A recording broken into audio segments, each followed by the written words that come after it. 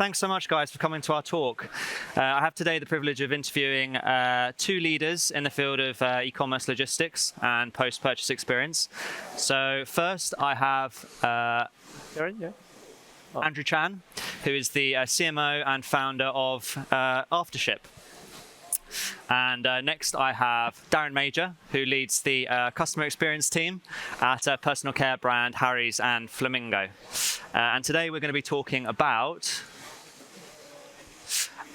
the customer experience, post-purchase experience, and how important that is in the context of all the global shipping delays that we've all seen over the last couple of years. So first things first, Andrew, could you give us a little bit of an introduction to Aftership? So the company, what sort of brands you service, what sort of products you offer to the market? Yeah, so while Aftership is a post-purchase shipment tracking solutions, we offer a series of shipment tracking and also returns and shipping solutions to retailers like Gymshark, MCM, Ralph Lauren, or marketplaces like eBay, Etsy, Wish, or Amazon, Google, etc. And we started back in 2012, and this is like the 10th year of the company, and now we are 400 people, and we're getting 600 this year. And the team is a little bit different than many other companies. We got like 300 engineers. Yeah, so we only started sales and marketing 6 months ago, and this is the first show. And thanks so much for coming today. We appreciate it, and it will be a fun sharing. Yeah, cool. Cool. And do you have a fun fact to share with us? Oh, fun fact. So I run a sex toy shop before, online sex toy shop before. For 3 months, it failed. Yeah. So actually, that's how I touch on the e-commerce part. Yeah. So that's my fun fact. Interesting, but maybe a bit more PG. Yeah, a little bit PG. Yeah. And Darren, could you give us a bit of a background to Harry's and Flamingo? So the company, what your role is in the company, and obviously a fun fact as well, if you've got. Yeah, sure. Basically, it's two guys who realize that shaving is something that most of us try to do. I'm seeing beards and scruff. And they realize overpriced, overdesigned, just a lot of work going into it. They said, what the F, let's rework this thing. So they came up with a model of how do we create razors inexpensive and pass that savings on to people. So bought a blades factory in Germany, started making our own, and it just grew from razors to shave gel to body wash to skincare. Then we started developing a line for women, trying to move away from that wording in this new age. So legs and body, and that's Flamingo. I get a chance to manage the customer experience from the time you hit the website to the time you receive the package. Me and my team make sure that your mind is blown, and if it's not great, then we make sure that your mind is settled by giving you great resolutions. For me, my fun fact is when I'm not doing the amazing work customer experience, I am a player in professional flag football league. Oh. There we go. She's an athlete. Dancer. Well, I do dance. That also goes in what your old job was. Excellent. So first things first, Darren. Yes. Obviously, Harry's and Flamingos has grown massively over the last few years, and I imagine you've had a few challenges when it comes to that growth. So what sort of challenges have you had regarding the growth, most specifically with the post-purchase experience, the customer experience, the way that customers are interacting with your brand after they've made the purchase? I would say, if anything, our biggest challenge is because our brand is so specific, we kind of gotten comfortable of saying, okay, we're razors and we're shaving gel. But as our brand expands, we're getting feedback from our customers like, we're interested in this, we're interested in that. And the US market is so specific, it's very low lift. As you go into global, the expectations are higher. So how do we make sure that from the time you order to the time you receive it, you're seen, held, and taken care of through the whole process? So we had to work on our post-transaction communication. So once you get the order confirmation, that's easy. But you want visibility in it up until the time it reaches your door, and then also the ability of getting it back to us if there is an issue. And so working out a communication that we always say we tend to go a bit too much to make sure you get more information as opposed to less. And so it's finding the navigation between the two of those. And then also, as you know, the supply chain, the logistics world, it can be a complete cluster. So how do we make sure that we navigate those and advise people in advance? Okay, cool. And how big a part is the post-purchase experience in the overall customer experience, would you say? Oh, it's huge. Once we hit our website, we can control all of that. We can control what the product is, but it is from the time it ships to the time it receives. How do we make sure it's the right cadence? How do we make sure that customers are getting information on new products? On if there's a delay, how do we notify them of those things? If there is a return process, how do we communicate? So I think the post-purchase thing is almost parity with actually introducing you to the product and the care afterwards. Awesome. So Andrew, obviously you work with brands all over the world, all different sizes, all different types. What do you think are some of the biggest challenges that retailers are facing right now? I think for the customer experience, like people always touch on before the purchase button, and then kind of like, okay, that's done, and then purchase button, and then pass it to the carriers, and then just kind of let it be. Yeah. So I always say like customer we talk about loyal customer, retainer, and those loyal customers, like if they are not happy with the customer experience, do they complain to you or do they just walk away? Yeah. They walk away. They walk to what? Amazon or marketplaces or even the shops like below. Yeah. So you just have to like go beyond that, and then there's a bar. We call it the Amazon bar. Are we reaching the Amazon bar and do better than Amazon, right? So below Amazon is not really okay. So I think like people are still catching up to the Amazon customer experience, but we need to go beyond because there is competition. Yeah. So I think that's key. Yeah. Okay, awesome. Okay, so let's talk about shipping delays. It's been a big topic over the last couple of years. So Darren, how have shipping delays affected Harry's and Flamingo? I'm just triggered reading that word. With the supply chain, we ran into all manner of issue and we had the nerve to switch a DC in the middle of the pandemic. Let's just throw everything at once. So we really ran into a lot of issues where products weren't getting to our warehouse in time or getting out on time, and so also switching DCs and all that stuff. It was a huge issue of like, how do we communicate this to customers? It was new to us of getting things out proactively, of saying, we noticed that the package you ordered today won't get here for like another week. We noticed that it hasn't left a warehouse. And so our biggest issue was like communications. We always had a great post-purchase flow, which is if things are going great, but the turbulence of, again, supply chains and shipping delays from different carriers, we had to rethink how we did it. So it was a lot of agile. Our engineering team, amazing to jump in and say, we need this communication to go out to this cohort. We need this communication to go to. So we created all these different cohorts and buckets, which kind of gave us a playbook because, it's going to happen again. It's inevitable that carrier's going to screw up. And so we had to just triage what's important, like how the orders that are already out there, how do we make sure that those get out? How do we make sure those customers are hold? Do we need to place these orders through a different DC? So like just being more agile, because we kind of had like a set pattern of like, if you're shipping to this country, go from this DC and like that. So we said, wait a minute. So if the proximity of this DC is to these other countries, why not just upgrade the speed of shipping and get it to them sooner? Why not people who had delayed orders?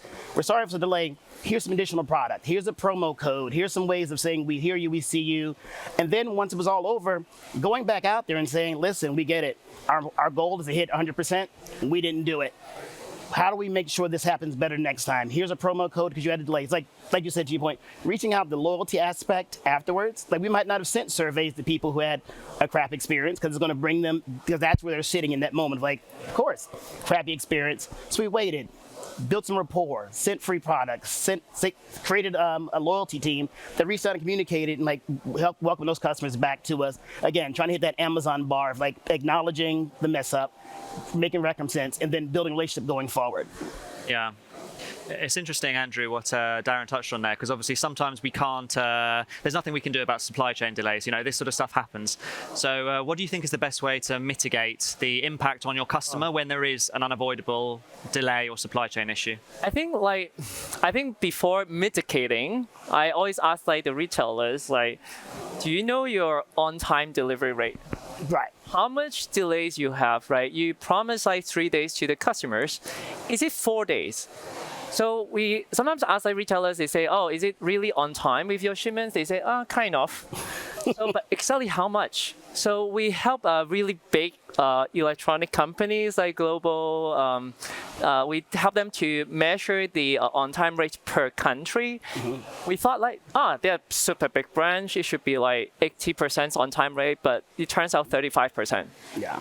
It was like last year, like, the COVID time. So one thing that we saw is really the trend for the shipping delay. It was, of course, like at the beginning of the COVID, it was like before maybe like 5 days, it was like this, like between 5 days to 30 days sometimes. And then now, like post-COVID-ish, it's still longer than before the range. So the delay is still happening and not reliable. Then the question is, how late do you know? And per carrier, per lane, per country, even per product, do you know the performance? So once you know that, you can find a way to mitigate by changing your carrier mix or changing like the strategy of the carrier. So I think that's the kind of key things that you should be. And one other thing that one customers, they use the delay part in the past. I don't know if they do it still now. If it's delayed, they will auto refund the shipping fee. Yeah. That's something cool that I think we'll be able to do when you have those data. Yeah. Yeah. Because that was a piece that that Aftership really helped us with. We have this API link into Looker, and so we could tell real time where delay was. In the past, it required getting an aging report from the different carriers and making all sorts of magic happen with macros in Excel.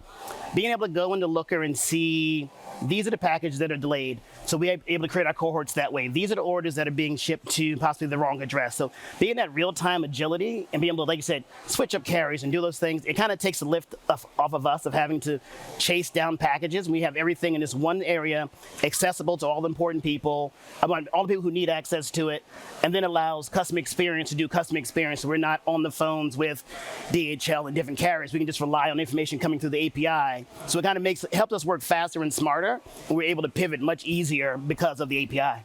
Yeah. Okay. And Darren, aside from the on-time rate, which obviously is super important, what other metrics are you utilizing to measure the impact of your post-purchase experience? Or the impact that this sort of technology has? Are you looking at decrease in Wizmo tickets? Are you looking at a number of contacts per parcel? And what do you use to measure? That's our biggest thing. Where's my order tickets? Because if they're asking the question, my thought is who's not asking the question? Like to your point, when they go silent, it's like, where did you go?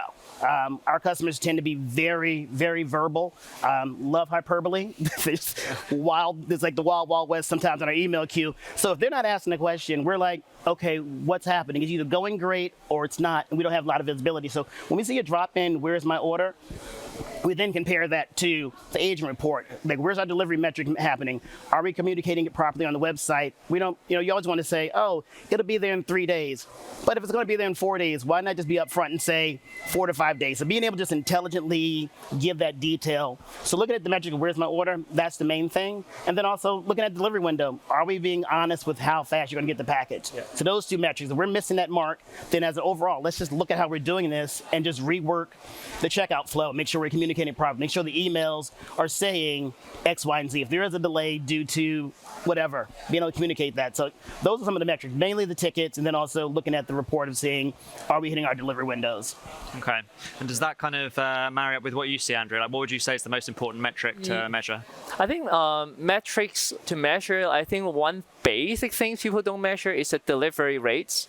So among all the shipments, like 100 shipments, are you deliver it really to the customers, right? Even the basic things, they don't really measure it. And the other basic data is the valid tracking rates. You have tons of shipments. We call it tracking number from our perspective. Here's the data.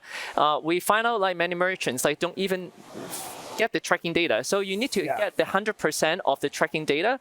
If you can't track it, don't expect your consumer can track it. That's the one thing. So one time we helped the merchants. They find out, oh, there is the drop of the valid tracking data because some shipments stuck in warehouse not shipped. That happened. So these two metrics I would say will be quite basic. But of course, when you talk about shipping delays, the on-time rates you want to kind of reaching like 80%. But of course, with the COVID, it may drop a little bit. But aim for like on-time and early delivery, maybe 80% is something that I would say the golden rule from what I talk to the customers. Yeah. Yeah. Okay. True. Yeah. Cool. Darren, you manage the customer experience team. Yes. So how important is it for your team to all have visibility over every parcel that's been shipped out, not just outbound, but also returns as well? Yeah. I mean, we try not to micromanage, but we all micromanage because if someone's reaching out to us, we want to be able to mirror what they're seing. So if they're asking us, "Where's my package? Where's my order?" Being able to just go in and see, well, it's currently being held at a DC at a post office in your area, and because customers sometimes reach out just as a test. If it's a first-time order, you're skeptical, you've had bad experiences, so being able to just mirror that thing side by side, and then once the team has access to it, if you reached out to us, we can then go back to you and say, "We showed you your package delivered yesterday. How was it? Do you have any other questions about it?" So being able to follow up that accuracy, that is something it's invaluable. Like, and to your point, we had situations where we go into it and the tracking would just be left warehouse and it was like 7 days ago. And that's just because with the carrier, they're not concerned. They got the money for the postage, not necessarily cared about the tracking. So being able to grab that data and be able to share it with the customer in like a real-time way, be able to say, it is at the warehouse, it's at your local post office on Main Street. It's like, oh, they care about this delivery. They're not worried about this. They got the money, and now they're focused on helping me get the package. And so that hand-holding, like, it's invaluable. Awesome. Yeah. Okay, cool. Yeah, something I'm very interested as well to ask you about, Darren, is so Harry's has grown a lot. Obviously, there's been a massive improvement in the customer experience along that growth journey, I imagine. So what's that done to retention? Have you seen a noticeable uplift in the retention rate of customers because they've got a better post-purchase experience? It has been. Like, we've grown, both the Harry and the Flamingo brand have grown so fast, so hard. And what happens is we started small until we were able to service customers in a very intimate way. And then as we started growing, there was some fear that we would lose that intimacy. Like, once we become a big company, we're like, oh, we're good. So one of the trends is that we wanted to make sure that we kept that handhold experience, that you felt like a one-on-one relationship. And so creating systems where customers, older customers can self-serve. So we want to put things in place where they can do things like create returns, set up a subscriptions, and all those other pieces where they're familiar, but also making sure we're inviting new customers to welcome them to this lovely experience. So it is like, you grow with us, you're good, you can handle yourself, but we're also there for you, and also being there for new people coming in. So creating more self-service options, realizing we're not the company we were 5 years ago. People want more than just a delivery, they want an experience. So being mindful of things like packaging. Sustainability is huge, and we're trying to lean into that. How do we reduce our carbon footprint? How do we make sure that the packaging just makes sense? If you're sending a razor, don't need a box like this. Small box, thinner cardboard, those kind of things are leading customers to saying, not only are they giving me the product I need, but they're also talking to me, my personal values. Is the pricing make sense? So that personal connection, we realize that we're leaning more into that because we realize that's where our value add is. Of course, could you get a razor someplace else? You shouldn't, because our products are amazing. But could you get a razor someplace else? Yes. Could you get our level of service someplace else? Not possible. Sure. Excellent. Okay, so question for you, Andrew.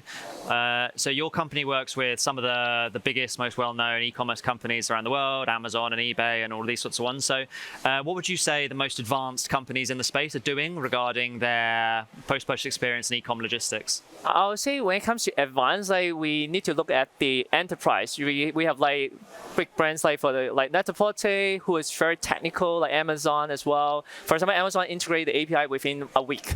They tell us like, oh, I'm done. I was like, okay, sure. So while we also get the brands who are just like not having enough like technical resources, right? So I think each customers are different. But when it comes to advanced, when it comes to the post-purchase, first thing, we look at whether the company have a dedicated role for post-purchase. Right. In the past, like, we deal with different parties, like logistics delivery manager. That's great. But when it comes to delivery manager, we talk about tracking visibility to help the internal team to improve the delivery time. But tracking is the basic. We're taking to the next level, customer experience.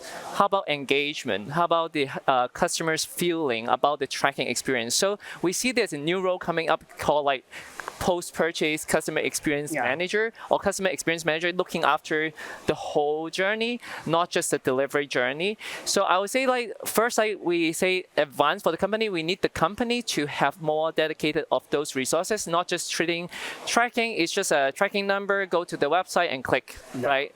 And then the next level is a customer experience. How do you engage with the customers? Then the question, the marketing team will come in. can we generate revenue through this post-purchase experience? How much revenue we are retaining? Yeah. How many loyal customers we are retaining through this post-purchase experience?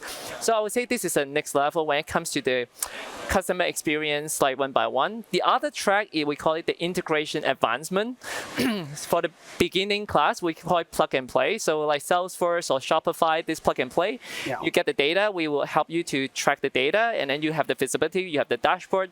When it go advanced, like I know you guys use the API and then sync all the data into one data warehouse.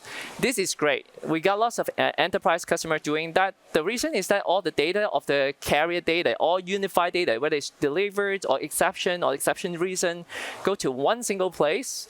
Many teams can consume it. Right. It can be your delivery team, it can be your customer support team, it can be even analytics team, etc., to make use of the data and generate report if needed. So I would say this is more advanced when it comes to it. Yeah. Like you're de-siloing lots of areas. We used to have to come together for meetings, and no one needs another meeting invite on the calendar, so we can all just go in the Looker. Whether it's marketing team to see exactly, is the branding making sense? Is it the P&L? How are our shipping rates lining up with what the carrier told us? So it all being in that one centralized area, it kind of reduced the needs for so many heads up or stand-up meetings. We can now go in and get what you need and pull it back out and then share like more agile, more nuanced conversations. Yeah. Yes, and especially if you have the BI team in the company, that is really a good way to do so. Yeah. And I know it's a big question, but what do you see as the future of e-com logistics and post-purchase? You're asking me? Or, Yeah. Future. I think I'm kind of, I would say, sad to see the situation now. Retailers, we are still catching up with Amazon. It's already, we need to surpass Amazon for the experience. So I would say many of us still kind of treating post-purchase as kind of the tracking number, and then passing the link to the customers and track it, and thinks the job is done. So before I talk about the future, about what same-day delivery, yeah, sure. But how about the existing problem that we talk about retaining our customers, have a great, exceptional experience doing the basic things. So I would say get to the before we talk about the future, I would say that for sure. But of course, like the future, we see some advancement for the merchants, right? One adoptions that we help on some brands, Net-a-Porter and Tom Shoes, for example, is at the checkout page and also at the product page.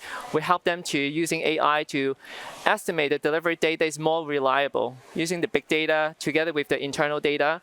Because like using a static table to calculate delivery date at the product page or checkout is no longer good. Yeah. The important is setting up expectation in advance rather than afterwards, tell the customer that is not meeting 3 days. So setting up in advance, like tell them this is the possible day, have a high confidence level, tell the customer the dates, will help on setting up the customer expectation and reducing the tickets. Yeah. Okay. Yeah, that's where we lean into one of our goals is everything all at once. It's like to your point, like when you get to the checkout and it says, like using Amazon as an example, add all the stuff to my cart, then the checkout it tells me this date, this date, this date. So things are coming in 3 separate options, but then I have the option of saying, I'll choose a later ship date, have everything aggregated so I get one package at one time because we're busy, we don't have time to be home or work chasing down packets. So if everything comes at once, and so we're leaning into how do we make sure our check, if something's not available, let it be known on the product page so you get a chance to be an informed user. And also just creating self-serve. Like we keep using Amazon as the standard. Everyone uses it. Can we do things where customers can intercept a package? I said I'm going home, but I got called into work. Can I now go into my tracking and say, would like to reroute to this address? Of course, going to do like some security checks, make sure it's valid, but being able to reroute your package. I ordered, you know what? I don't need this anymore. Being able to just go into this API and saying, return package to sender. So we're not chasing down packages. The customer has the confidence of return to sender. We get a notification that this package is coming back. We can then proactively refund the customer customer as a waiting until it comes back. So just creating some of the post and reverse logistics, I think that's huge. Because I know like I'm not a big fan of calling customer service, even though if people didn't, I wouldn't have a job. I like self-serving on my phone. I like the option of like, I don't want to check an email. Send me a push notification that I can just respond with an action, and it happens. Like helping people be more agile, being out and about, so you don't have to stop, open the laptop, send the email. Just be able to go and say, cancel order. We see your package coming back, and automate the process of refund issue, cancel your order, ship this product, refund issue, new product being shipped. So you just kind of get like that real-time satisfaction of like, I can do it on the go and I have to track down a package or wait for a response from CX. I think that to me is like where we're driving of creating this more automation, more self-service. So then that way the customers that aren't necessarily in that realm can get the kind of hand-holding and care that they need. Like we have customers who call us to place an order over the phone because they don't trust internets. Those are the ones that I want to reach out to and be able to assist them. The person who's tech savvy, who can just like text an order while walking, they're good, but also want to support them as well. Yeah. Okay. And Darren, I mean, there's one thing I can imagine probably did have a big impact, but have there been any big events or happenings over the last couple of years that has reshaped the way you've looked at your e-com logistics and your post-purchase experience? I mean, we could talk about Miss Rona. I think that's the most prominent thing because we were trapped at home, a lot of us, you had nothing to do, you had nothing but time to check out the orders that you shipped. And so we had a lot of people who became junior e-commerce professionals telling us, well, this company did this company did that, why aren't you doing this? Well, we get this product. So we used to just take it as white noise, but because we got so much feedback, it created this amazing roadmap of data and new resource, new services. And so my team kind of became consumer insights and like gathering. What are some of the pain points that people maybe aren't telling us? So like, again, logistics is also a huge thing. People want it fast as possible, as cheap as all get out. So how do we try to meet those things? Where can we eat some costs to reduce the shipping to make sure people get it for free shipping? Everyone's free shipping. How do we do free shipping without increasing the cost? Oh, we can navigate things this way. We can negotiate with different carriers to get different cost points. How do we set up some DCs where things are just more accessible? And then also, what's the idea of like a brick and mortar? There's still some value in brick and mortar. We have it in retail locations, but like some of the larger box stores carry it. But is it possible, like during, a crazy pandemic time, to say, oh, we're getting a lot of orders in this area. Is it worthwhile to set up a pop-up shop in that area so people can walk in and grab the things real time and create like a more face-to-face experience? So those are some of the things that we've been thinking about. Like, hey, we're getting a bunch of orders from Barcelona. Is there a storefront we can just ship a ton of product, have an employee go there and staff the store so people can come in and get the things real time? Like being able to see Harry's and Flamingo all in the same store, kind of like you would mimic a box retail place. It's something we're considering, and we'll see. But like one of our values is improve always. Like how can we improve the experience without damaging our brand and our overall experience? So that's like one of the biggest takeaways. Like people want personalized, people want face to face, and how can we give them that? Yeah. And Andrew, obviously, we've talked a lot about post-purchase experience and very advanced companies. And, I can imagine there's some people in the audience that might be saying, look, we're not Amazon. We don't have a huge development team. We don't have tons of time to spend on developing this post-purchase experience. So what advice would you give to retailers that don't have huge amounts of resource but still want to offer a good experience to their customers? Well, first, admit you don't have the resources. We didn't. Don't pretend you have that, and then get all the team to work on the delivery system. And then, because at the end we realized all the engineers got pushed to the marketing side. I have to be honest, for that. And then first, admit how much resources you have, and prioritize the projects, right? And of course, choosing vendors that are technical capable or can help you integrate into your system. I think that will be cool. But when you choose the system, making sure the system can have good automations rule that can help you. For example, the return solutions, can they set if it's Germany, then you can use a carrier A. If it's Spain, then carrier B. Yeah. That you can configure within without engineers with the portal. So less dependency after you integrate choosing a vendor, but you need to have less dependency getting the engineers to work on it. I think that will be good. Like definitely finding the right vendor that can fit your needs depending on the resources you have. Yeah. Yep. Yeah, because like when we partnered with Aftership, we had no idea what the technical lift was, and so we had this huge project plan in our mind, and then having a conversation with our customer success manager, they were like, "So what do you want to do, and where do you see yourself going?" So being able to get this piece of the puzzle that we could navigate without shifting resources greatly was amazing, and now we have this great roadmap of like, all right, you've got the bare bones. Now here are the next steps, natural migrations as we build up to it. And so our engineering team did not have to do a huge pivot for this uplift. We're like, okay, you only need one or two people. Work on it. The technical aspects are set. We started doing the initial things, and then just organically we started seeing the benefits and the revenue increase. And then we said, okay, this is something we need to go to this next step. And like, to bow down, it wasn't a hard sell. It was like, here's the value in it. Here's where you can see the value, and we'll walk with you at your pace. And so I would say if you're thinking about doing it, it's a no-brainer. Do it, but then do it within the capacity that you're able to. Like, don't feel like you need to do an Amazon from day one. Do you?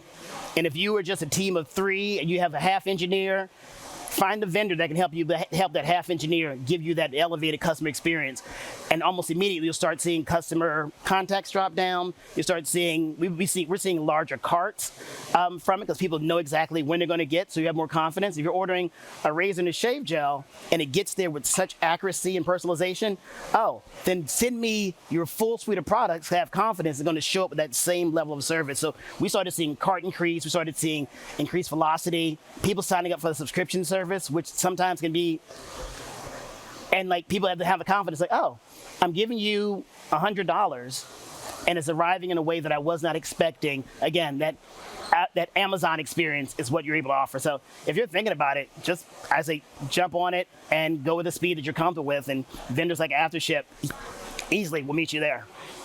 Awesome. Well, they've done it for us, I'll say that. Yeah. Cheers, Darren. And obviously, you've been on a massive growth journey. Do you have any advice to give for companies that are at the start of a similar growth journey? I say invest in people. Your products are easy. Being able to develop something that's the interest in market, there's tons of case studies on it. But I think finding people who get the vision of what you're trying to do and who could be outward thinking. One of the things about us is we dream big and then scale down to what we can do, but then keep the dreams locked and loaded. And then partnerships, huge. Like Harry's and Flamingo have grown considerably. Yeah, we got a huge brain trust. Again, amazing products. But our partners are the one that kind of helped us do it, because we know what we do well. Then we know what we want to do. I'm trying to connect with people who can do it, whether it's logistics, whether it's post-purchase, whether it's our payment processors, whether it's outsourcing social media. All those partnerships help us grow and build and maintain the integrity of our brand. So I'd say, again, start where you are and find partners that can fill in the gaps of where you're missing. Customer experience. Some people outsource customer experience. I'm not the biggest fan of that, because I think you know your customers better than anyone, and sending it out to an outsourced center, yeah, they can get the metrics, they can get the calls through, they can get all that stuff through, but like the intimacy of the actual experience, that can only happen in-house. When people who are sitting next to the marketing team that has created this brand campaign reach out to customer experience, oh yeah, Andrew, who works next to me, he was part of the team that created X, Y, and Z. Those kind of little nuggets and nuances will get that brand loyalty. And then also the temperature check. Reach out. Send out a survey. Not Net Promoter, because that's kind of those 3 questions get you the business. But send out a survey. Like, what about this could have been better? What suggestions you have for your next order? And when they do it, reward them for it to bring them back to you. And Andrew, any final advice for the retailers present with us today? Yeah, I think we always say the Amazon game. I really hope like when I come back next year, we don't repeat the talk, because we see retailers like the year is like that. Q1, Q2, Q3, Q4. Q4, no actions, right? We have to be working hard. Q1, Q2, kind of planning. Now we're hitting Q3. So you only have a certain time slot, right? Q1 holiday, sorry, maybe. No, Q3 is a sprint. Like you plan, then you run like hell through the summer, and then you're recovering in Q4, planning to run for the summer again. So, yeah. Yeah, so I would say Amazon, no, Q1, Q2, Q3, Q4. They run. Run. So they are running, flying. We are talking, right? Yeah. So about the action, I would say like this is something I really hope the industry is changing. We started the company like 10 years ago. People told us like, oh, shipment tracking is not sexy. You know, like what kind of company that you will grow to? Now we grow to the level that we didn't see, like we didn't know. Yeah. So we are doing something different. You know, when we talk to like people working in logistics, you guys are amazing. You guys do something different. We are kind of like not known. People see the front, you know, the marketing, the brand, but the actual experience coming from the shipping side. So I would say how we can move it forward. And really, next time we talk about brands really surpassing Amazon experience, that's something that I would like to see, and then like grow with the brands together. Yeah. Yeah. Yeah. Cool. Great. Well, I hope everyone found that useful. I think now we'll go to questions from the audience if anyone would like to ask a question of Darren or Andrew. So do we have a mic that we can... so if anyone has a question, please. We need to... Oh, yeah. Let's just... Lean into my DJ phase. Oh, we hear ourselves. Okay. Hi, I'm Maya Knights from Retail Technology Magazine. Thank you for that. That was super interesting. I wanted to ask a question of each of you, if that's okay. So, Darren, did you actually measure whether there was an uplift in retention after you fully rolled out all the processes, the extra post-purchase processes that you were able to facilitate through Airship? That's my question for you. And then for you, Andrew, it was... we've talked about Amazon raising the bar, but I notice I only get the full fat post-purchase Amazon experience when it's in their own network. Your package is 4 stops away, your package is 3 stops away. Right. And I'm just wondering if Amazon can't do that with the other carriers it deals with, the USPSs of this world.